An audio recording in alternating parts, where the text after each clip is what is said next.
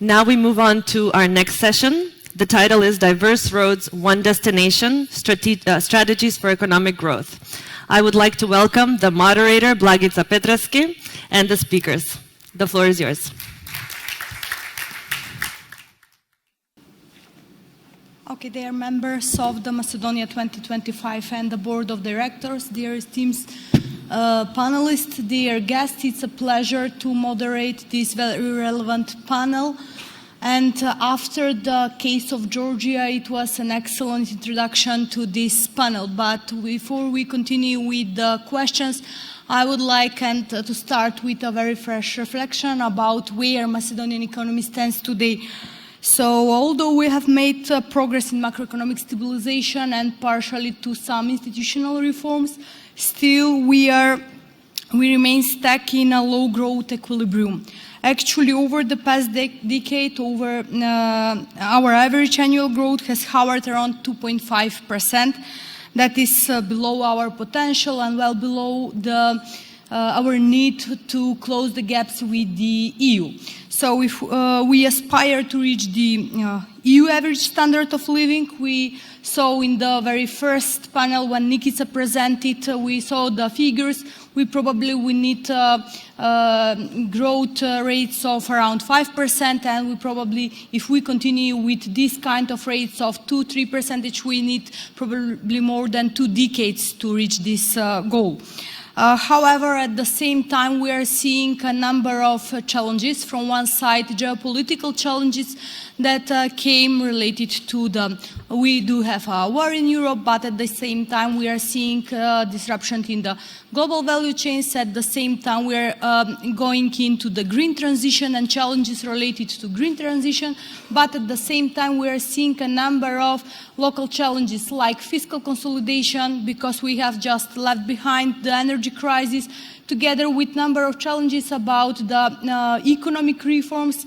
And we need now a new growth model. Probably what was relevant for a decade ago, now it's probably not valid. Maybe even a year ago, economic models that were valid. Now we need something bold, something new. That's why this panel matters.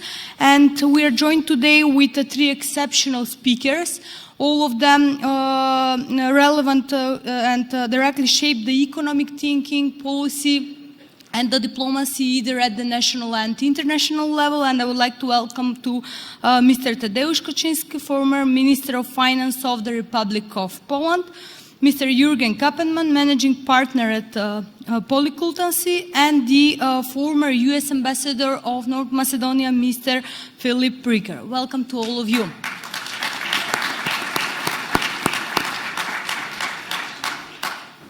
So I'll start the panel with one very brief question to all of you.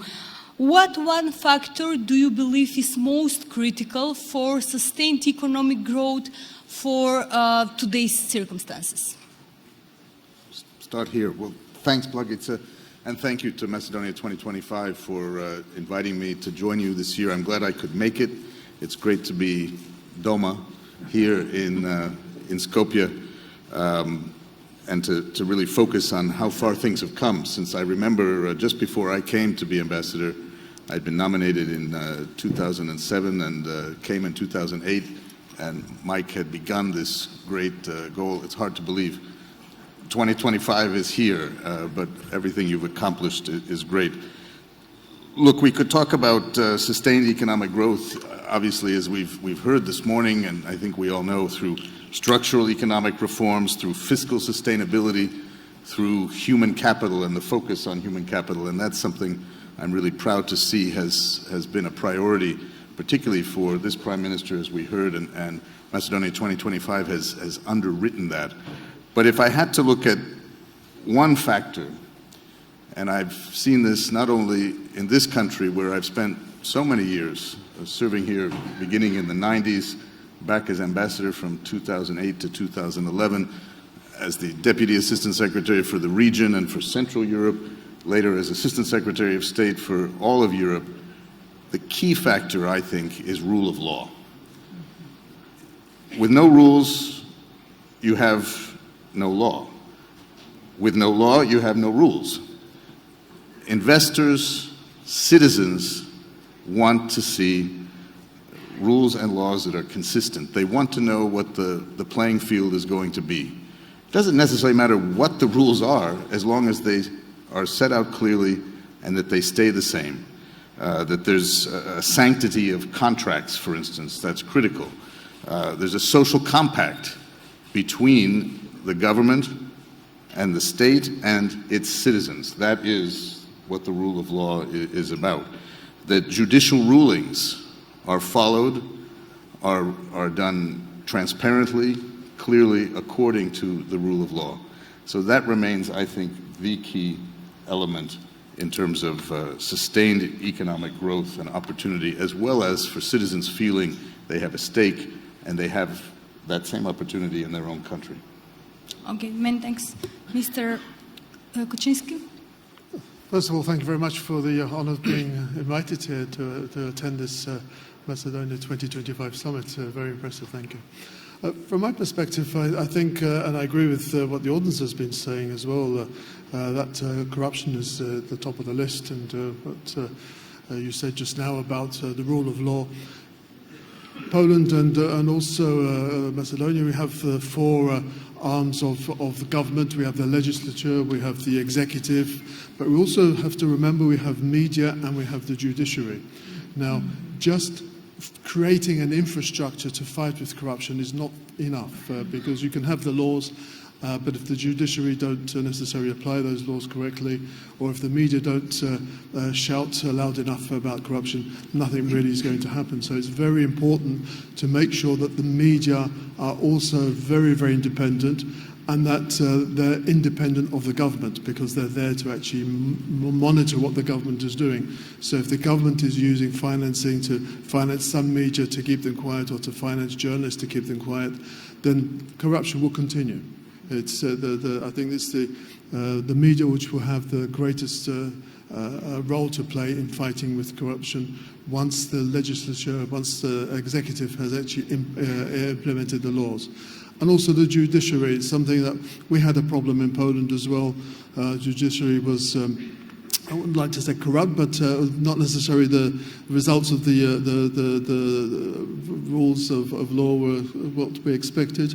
So we implemented basically that judges were appointed to various cases totally independently and by chance. So they weren't nominated, but there was just before a case was held, basically a form of bingo that the numbers were put into a hat and then a number came out. So it was very difficult for outsiders to influence the judge who was actually going to rule on the case.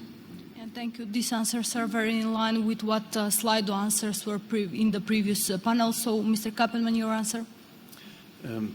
Also, thank you very much for inviting me, and I'll try to, obviously I'm neither a diplomat nor a politician, so I try to look from a bit of a different perspective. So I completely agree with what has been said. Also, as a lawyer, I would always say rule of law is the underlying. It's interesting that the second Trump administration goes a bit for more confusion and not so reliable circumstances, which we come back to later on.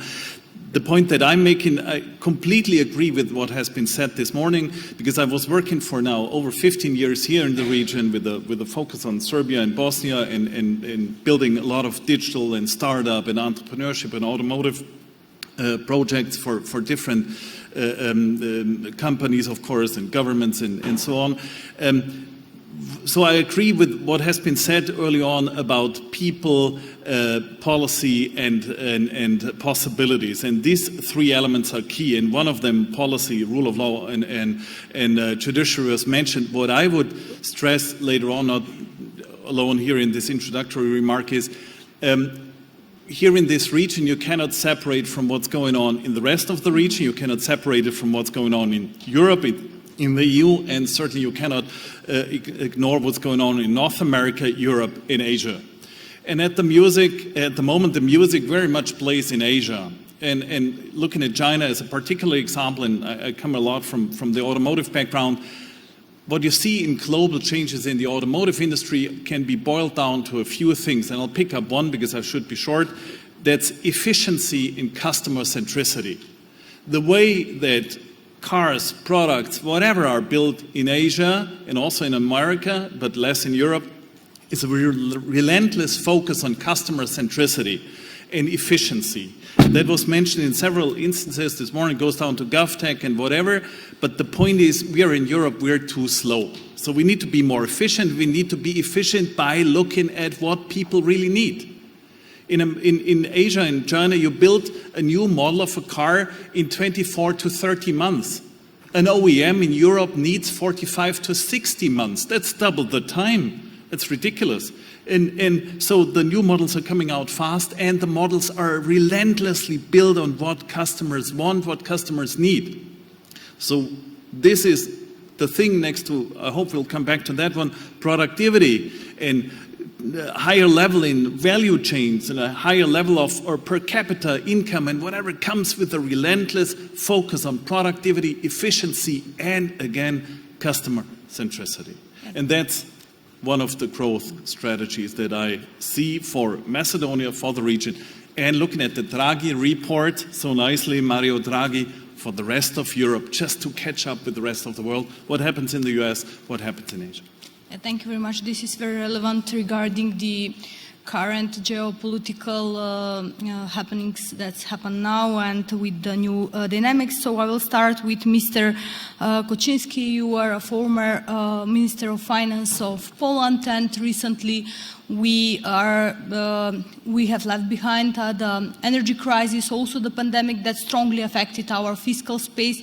Actually, we have sharply increased the public debt, and now we are we have challenges to how to going through this fiscal consolidation.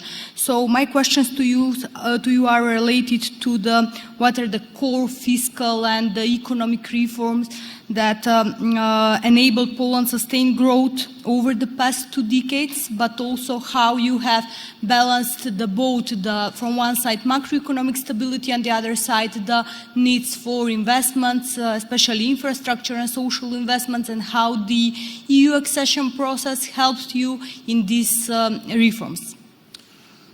I was also not only Minister of Finance, I was also Minister responsible for foreign direct investments, so working with global businesses.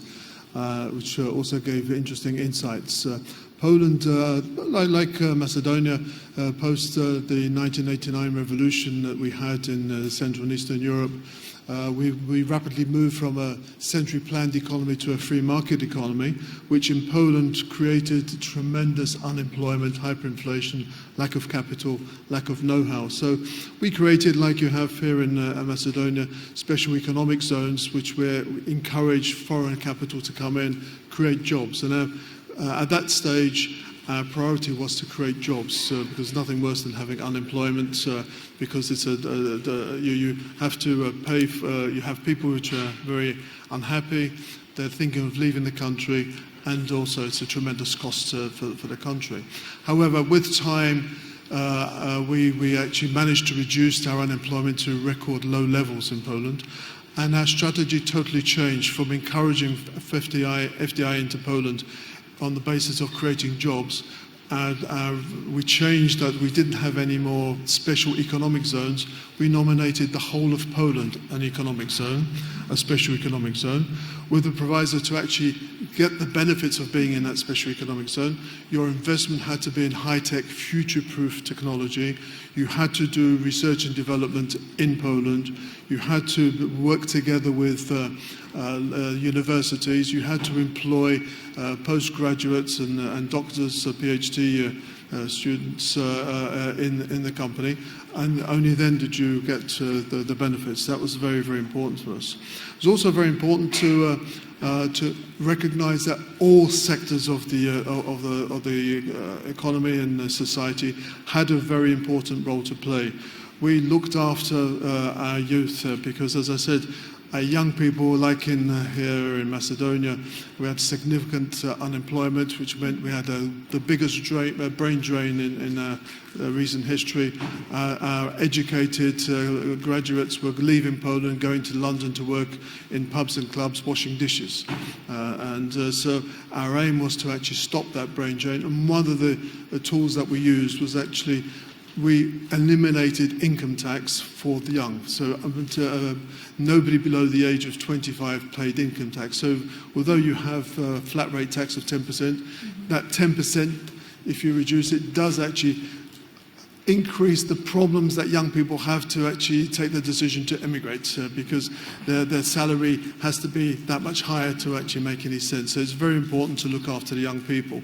Very important also to look after family businesses, especially SMEs. In Poland, when we started the transformation and we had that massive unemployment, a lot of people decided to take their lives into their own hands and created SME companies, so sole traders and then into SMEs. Again, the problem we had in Poland was that young people were not particularly interested in running their parents' company.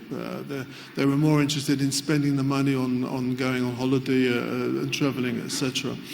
One of the reasons was that the money that their parents were making, they were making good money at this stage, was taxed.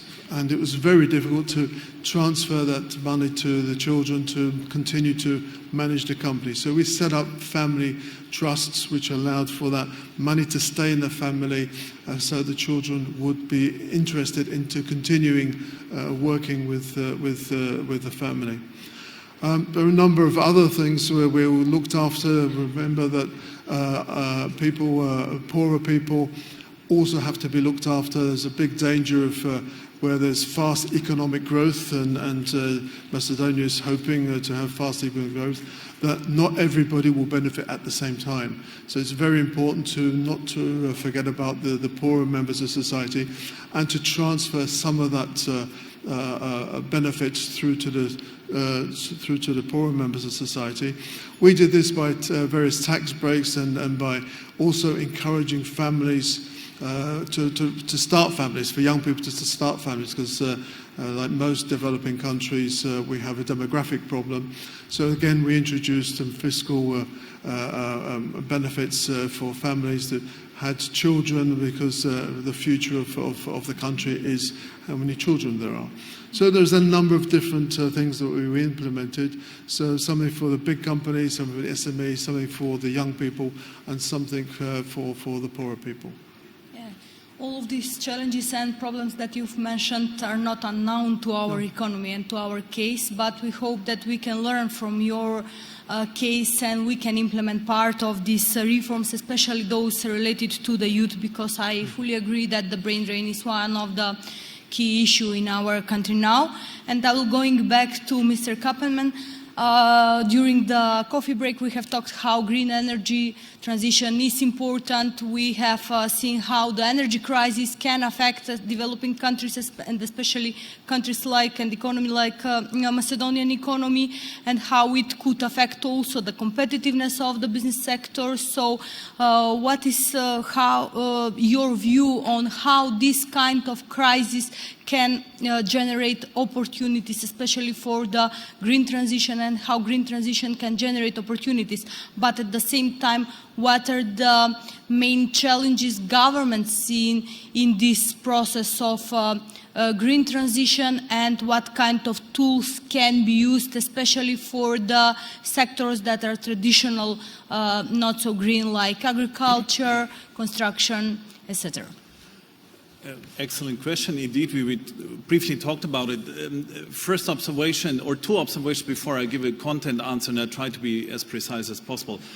Crossing the border from Serbia to Macedonia yesterday, first gas station, I still drive a diesel car. The gasoline for 1 liter diesel is roughly €1.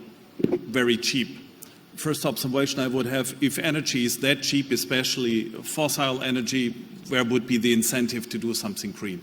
Second observation, I was still working with a lot of players here in the region, building green center for green economy, for circular economy, helping universities to translate university academic research into practical products. And you said, what's the challenge? And that's exactly the point.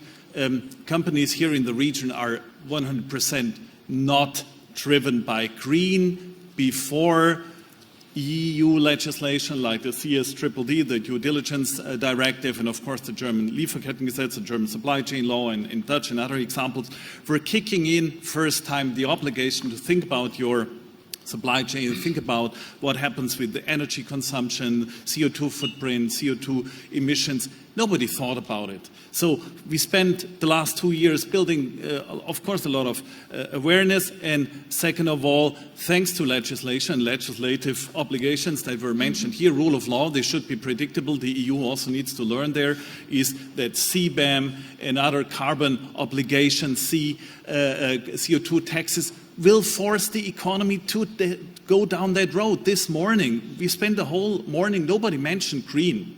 Nobody, with a bit of energy, maybe slightly.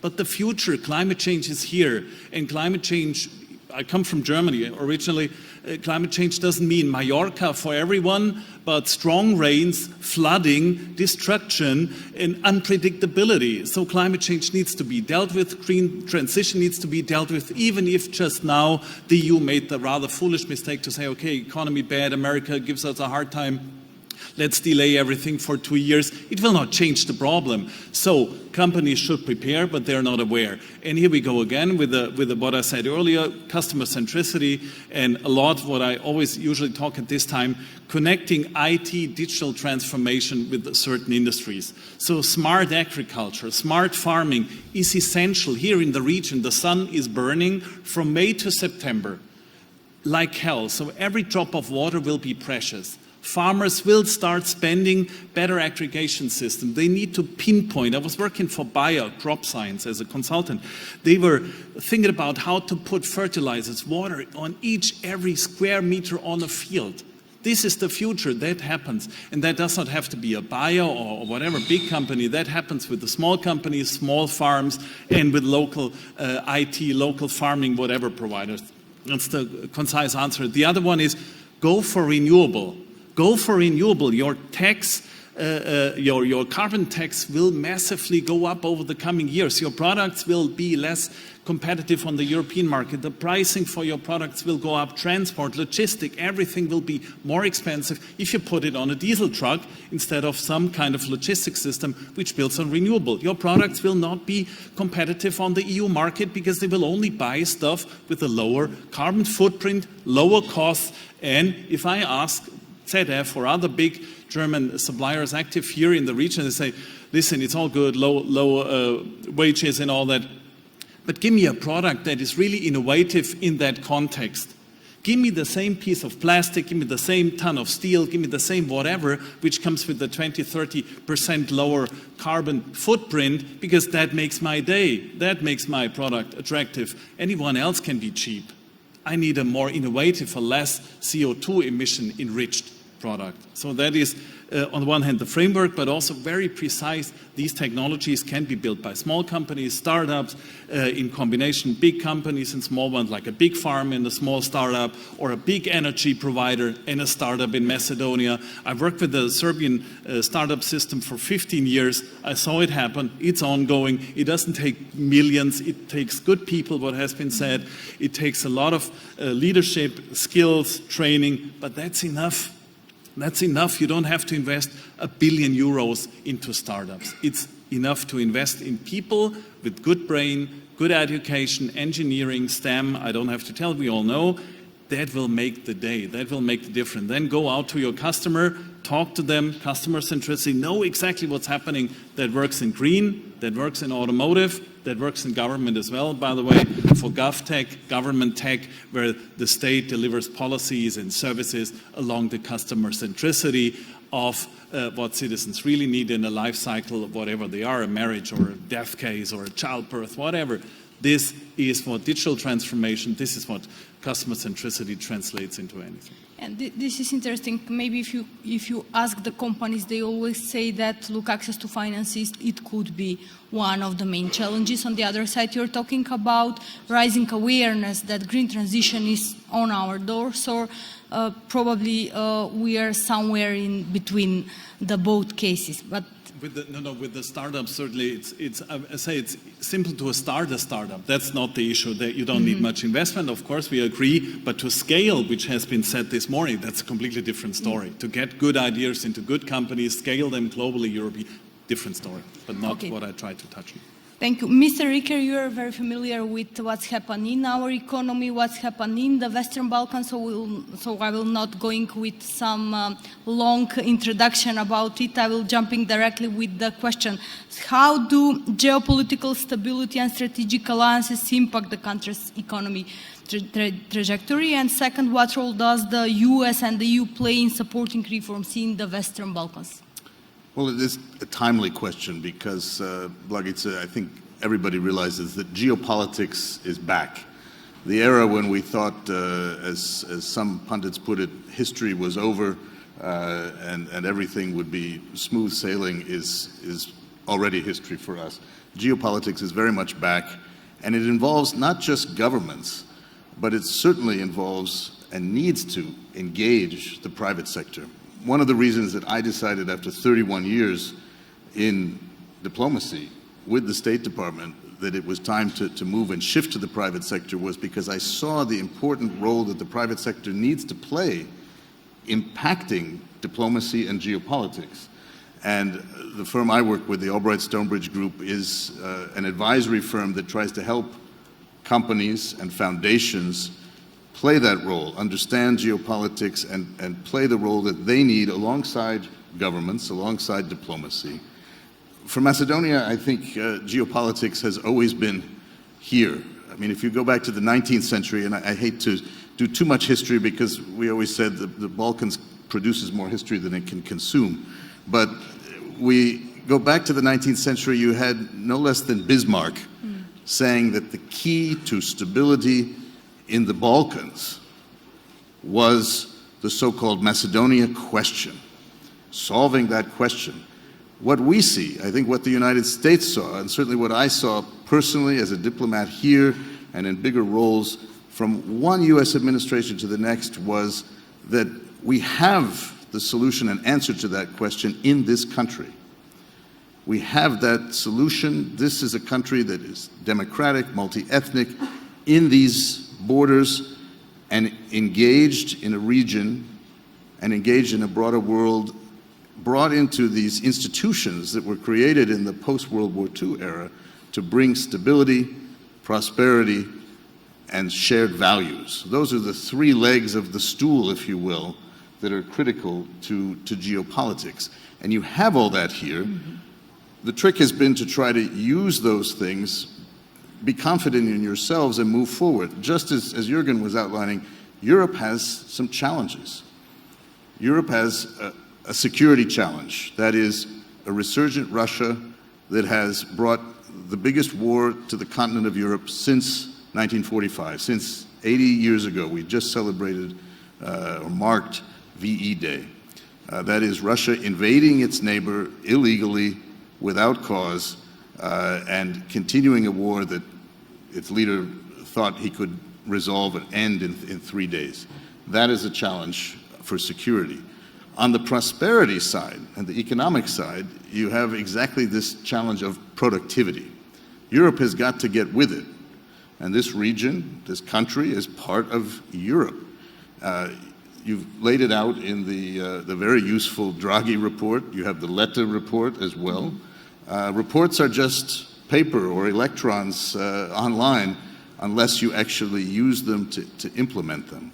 And then on the values side, that third pillar of the stool, you have a real challenge from some extreme right-wing resurgence. And you see it throughout not just Europe, but throughout the world. And I think we've seen elections and countries that are able to deal with that, and citizens who become engaged enough to say, this is not the direction we want to go. So the geopolitics plays, and geography matters. You cannot change your geography. Here in this country, you know that better than anyone. Your neighbors are going to be your neighbors through millennia and centuries, today, tomorrow, well into the future. So you have to form structures, form relationships, use diplomacy to move that forward. And the private sector needs to play a role in that. Shared capital, investment, trade, these are all crucial and important elements that bring the stability, the prosperity, and a continued basis of shared values. I think you've got the solution here, and you're moving forward in that direction. To the second question, the second part of this, what have the EU and the US done? I think our engagement, certainly from the United States side, and I can say this now looking from the outside in at government, has been the best friend to Macedonia for decades. Even before the breakup, we can applaud that. Even before the breakup of Yugoslavia, the United States Embassy, based in Belgrade, of course, had here an office, the U.S. Information Agency, to tell America's story and to better understand what was happening in this part of what was then Yugoslavia. And of course, we're now celebrating the 30th anniversary of our bilateral relationship. And I think we do that not only with an extremely engaged and active embassy here. I was extremely proud to be the 5th United States ambassador to Macedonia from 2008 to 2011. I served here under the first U.S. ambassador, Christopher Hill, running our public affairs programs, and got to know this country, I think, extremely well by traveling around, by visiting. The benefit of a small country is that you can meet, maybe not everyone, but almost everyone very quickly. And I think our embassy continues to do that from one administration to another, from Republican to Democrat, from Bill Clinton's administration, Madeleine Albright to Colin Powell. We have engaged. And, you know, Mike talked about President Tchaikovsky, whom I knew personally and had great admiration for. We worked closely together during the Kosovo crisis. I was back in Washington working by then for Colin Powell as his spokesman when President Tchaikovsky called and then came to Washington. This was in 2000, before 2001, before the events of 9/11. And he came to Colin Powell and said, "I need your help. We need your help," because this country was under great strain, and those bonds and ties were stretched to the maximum. And the United States, under President Bush then and continuing on, was there for this country. We used diplomacy to resolve internal issues, to help the country move forward, to see its strength. And that's when we set about with our European Union friends on a path that would involve full integration into NATO, into the EU. One of the proudest points in my career as Assistant Secretary of State for Europe, just a couple years ago, 2020, as the world was beginning to shut down because of COVID, we had Macedonia's NATO membership ready to move. And there were many voices that said, well, we can put this off until after COVID. You know, it's too complicated now, let's just wait. We've waited a long time. And I said, no. We are going to do this because this country has worked and done everything that we've asked it to do to solve complex and difficult problems, to meet the standards of NATO, the North Atlantic Treaty Organization, which has helped keep a region of peace and stability for 80 years in a continent that was not known for its peace and stability. And so we moved that forward. Literally, the last visitor to the State Department before it shut down to outside visitors because of COVID were those who were bringing the North Atlantic Treaty, the ratification by Spain, the last ally to ratify, Macedonia depositing its acceptance and membership and becoming, at that time, the 30th member of NATO. That gave this country a level of security, a level of prestige, a level of engagement, not just across Europe, but in a transatlantic space and globally, that I think is very much part of what has allowed you to bring in that kind of FDI, and exactly what Macedonia 2025 has promoted with this growth of FDI, which is a big component of GDP, and that I think is a critical thing. Security is crucial. So that's where I would say the United States has played a big role. The EU has set forth a path. It's been much more complicated. It's been disappointing and frustrating to many, but I think you can keep going on that. The US will continue that. And by the way, we do that with our partners from Canada, perhaps our closest allies, certainly geographically, despite what has sometimes been in the news lately. I think the Canadians are great, and we do that together to support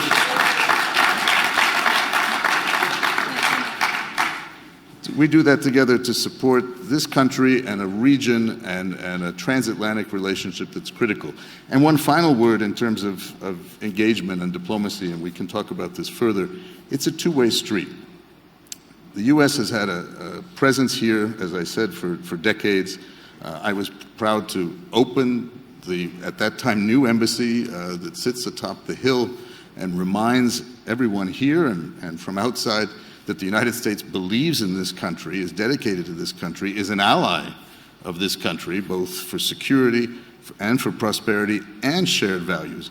But we also do that with our Macedonian partners. And I want to take a moment to recognize the ambassador of North Macedonia to the United States of America, Zoran Popov, who runs a fantastic embassy,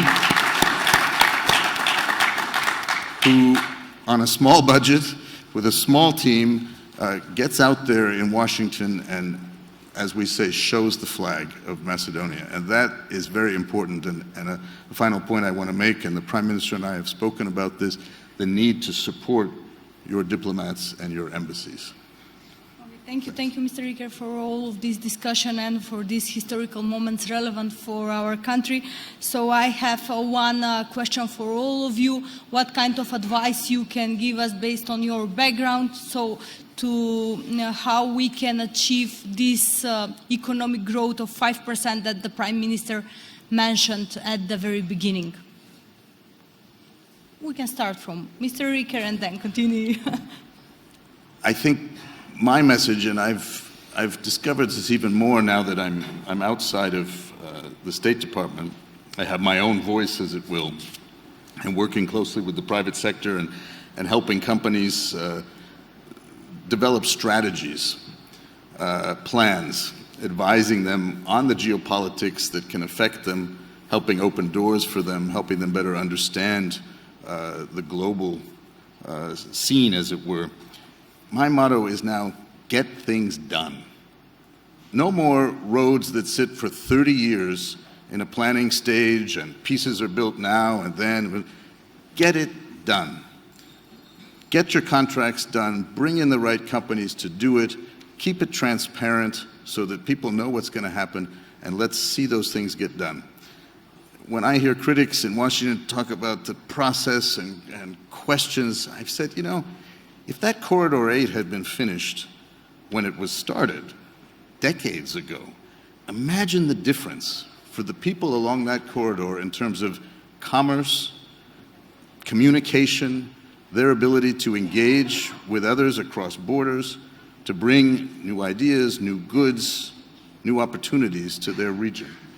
So let's see those projects finished, and I'm so pleased to hear what the Prime Minister said this morning about the projects he's laid out and how they're getting done.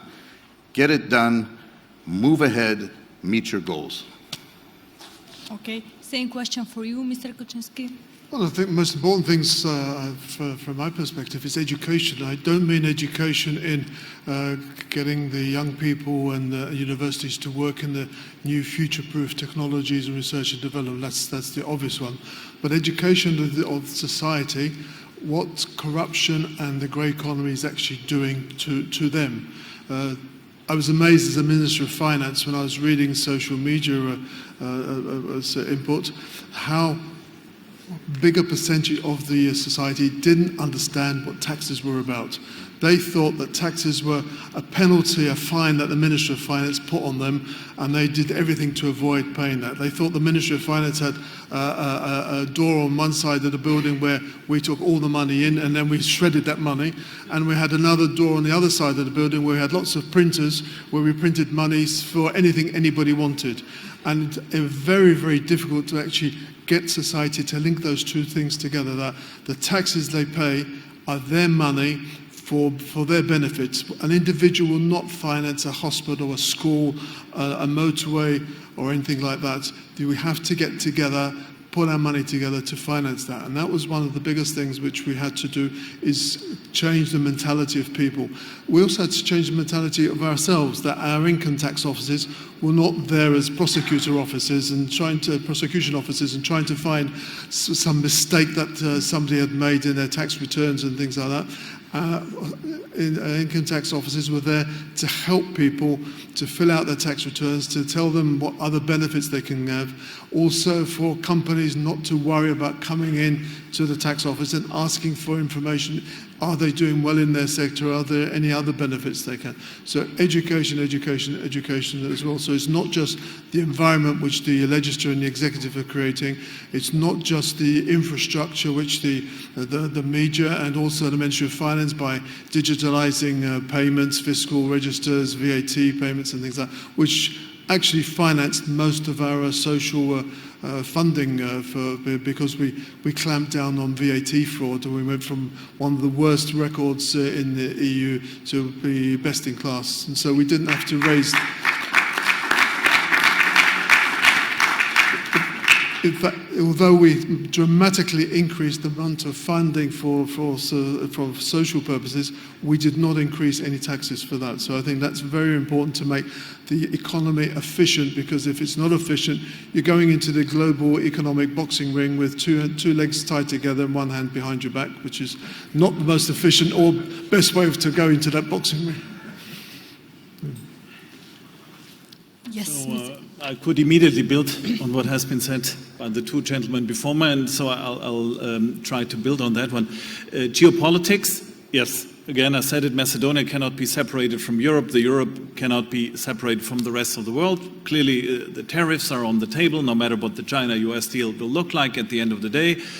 We can easily imagine, I talked to a supplier, automotive supplier, a German one in the US, producing for decades in the US. He said, listen, if they bring in tariffs, which we have at the moment, I ship in every month like 7 million or so euros or dollars worth of supplies to the US. If you add a 145% tariffs on that one, because it comes from China where we produce it, bring it to the US to assemble, that is a disaster. And that kills profitability, that kills EBIT margins with the European industries, primarily the automotive industry, going in Europe from an 8 down to a 4% EBIT margin, which is massive. Big German OEMs were producing almost 40% of their profit in China. That is melting easily away, profitability going down, costs are constantly a topic. So that's geopolitics, and Europe has to face that. So that's what all of us can easily agree. These macroeconomic pressures put into Europe need to be faced. Second observation, you mentioned again the Draghi report. As much as we all love strategies, as much as we love the pure content that is written down, it's all about execution.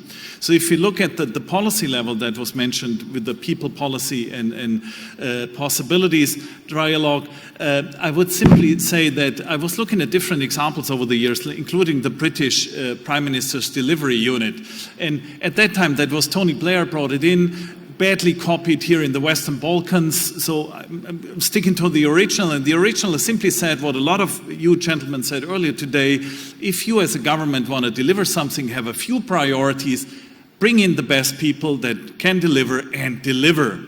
That's it. As simple. The broader it gets, the less focused it gets, it will get nowhere. And the second and last observation for policy is it's actually people and companies that create jobs and not governments. Okay, you can increase the public sector, fine with me, but that's not a job creation in the conventional sense. It's people and companies and nobody else. And people and companies, the combination of innovation, ideas, and make it good, make it efficient, make it competitive. That's the essence of job creation. So not governments are doing, they are setting the framework, fine with me, they should do the best the government can do. Here we go again with the efficiency and delivery, but that's it. Going to the core point, what I tried to introduce early on. When I was starting to work here in the region, I came, I don't know, naively, I don't know, but certainly with a German management and legal background to this region. And it was early after the 2008 financial crisis, everything was down. And so people were kind of desperate. There were no jobs. And if people are desperate, the good thing happens, people look for alternatives. And alternatives at that time certainly were startups. Yeah, big companies were only laying off people. So the bad thing that could happen was a crisis because a lot of good trained people went to start their own thing. And that's also the time when a few years back the road, because you mentioned Go Digital, the model for these kind of Center for Digital Transformation. I was asked by the Chamber of Commerce in Serbia and the Prime Minister at that time, 2017, where the German government said, listen, we need to do something about digital transformation in the wider sense.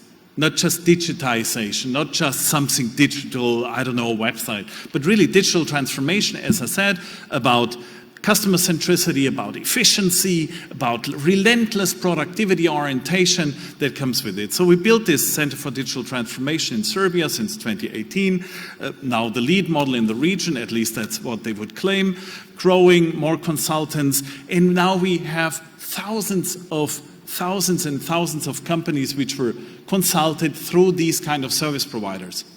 And it's not just about business consulting, it's about transforming industries. Because digital transformation is, again, what I said, about customer centricity, efficiency, and digital. It changes the mindset that I mentioned so often this morning. And that was the early stage, and that's the advice, of course, to have such Center for Digital Transformation, clusters, business incubators. Nobody will disagree, or everyone would agree. But now we're one step further. This is the year 2025. We need to catch up with Asia and America when it comes to how good we are in what we're doing, when it comes to the products we deliver. So one of the key issues going back to the automotive industry in Europe is they simply lost touch with the customer. They build cars that, at least in Asia, nobody is really interested in buying because Chinese cars are better, cheaper, faster, whatever. So the best advice, doesn't matter, another company, I'm not supposed to say, said Europe needs to become more Chinese. Turn the whole thing around. What China did, what I suggest to Macedonia is, China for decades said, if you want to invest here, if you want to build something here, you need to do a joint venture. You need to make my Chinese company cooperate with a strategic partnership, a joint venture with my Chinese company, Mercedes, Volkswagen, with my local. So transfer knowledge. The same goes now for this whole digital transformation, customer centricity. The best who are doing it are either the US Americans or the Asians, especially the Chinese. So if you ask an investor to come to Macedonia, I would simply say, yes, you come to Macedonia, but you need to do a joint venture or a strategic partnership where my startup companies, my SMEs in Macedonia can tap into your value creation and not just value chain. We're not just a cheap production location. We're a location where real value is created and captured. Meaning not we're a supplier that is producing something and then in Stuttgart or in Munich or in Paris or in, I don't know, Detroit, people are getting rich from it, but we need to have value capture where these joint ventures, partnerships, and innovation also help people in the country where it happens. And I see that Macedonia 2025 perfectly outlined all of these elements already in different strategies, so now it needs to be happening. And one more observation, again geopolitically, but important one, not just the war and the changes on defense, but we also learned from the US administration, the second Trump administration, is to create wealth and GDP and per capita something is good. But this wealth needs to be distributed among the whole population, the middle class. Because Trump, to name him, I wanted to avoid the name because it's not about him personally, but the Trump administration got into the position it is today because a lot of people in America feel they don't participate in the wealth and the fortune of this country. So America for 80 years created the European economic system, whatever we know with currencies and trade organizations. But there's only a small percentage of America that profits from it, and a lot of people in the Midwest and somewhere else feel neglected. That's the people that vote for Trump in America, that's the people that vote in France, in Germany, in the UK, in Hungary, in Slovakia, everywhere for tendency right-wing parties. So another lesson is if you create wealth, make sure that you spread it as much as you can over your whole population. Don't just look at one figure, go from 4 to 8%, that doesn't say anything. if people in the rural area in Macedonia or in Serbia, in Germany, in Poland don't participate, they will damage your story. They will vote for someone who says, I don't need this. I want something else. And that's also part of this lesson to learn in the region.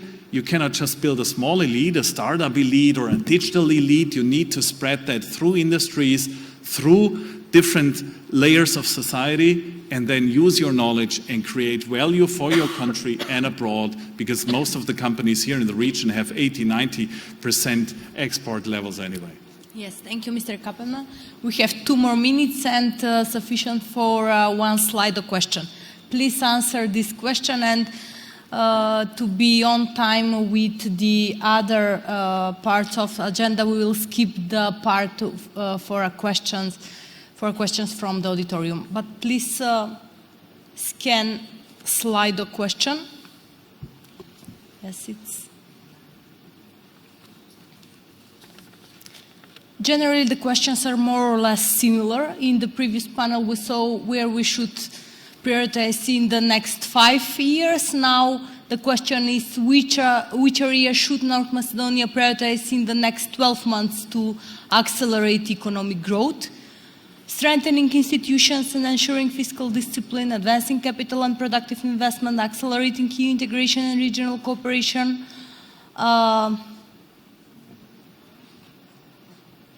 and some youth employment and workforce. Let's see. Digital can go wrong. Can we see the answers, maybe?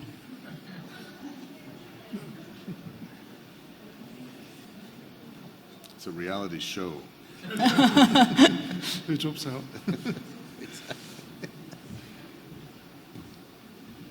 We have 55 answers.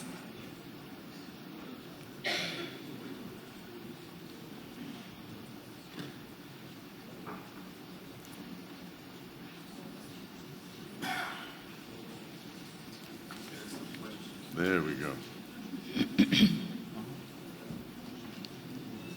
Okay.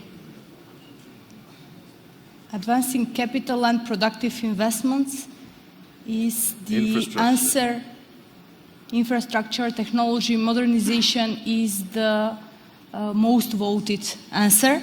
So if we can conclude there is no single formula for growth. We saw the case for Georgia, we saw the reforms in Poland, but what we can conclude also is that we need to deepen our fiscal and institutional capacity to increase efficiency, to fight with corruption, that was one of the most voted answers, and get things done. So thank you very much to the panelists. Thanks to all of you for your participation.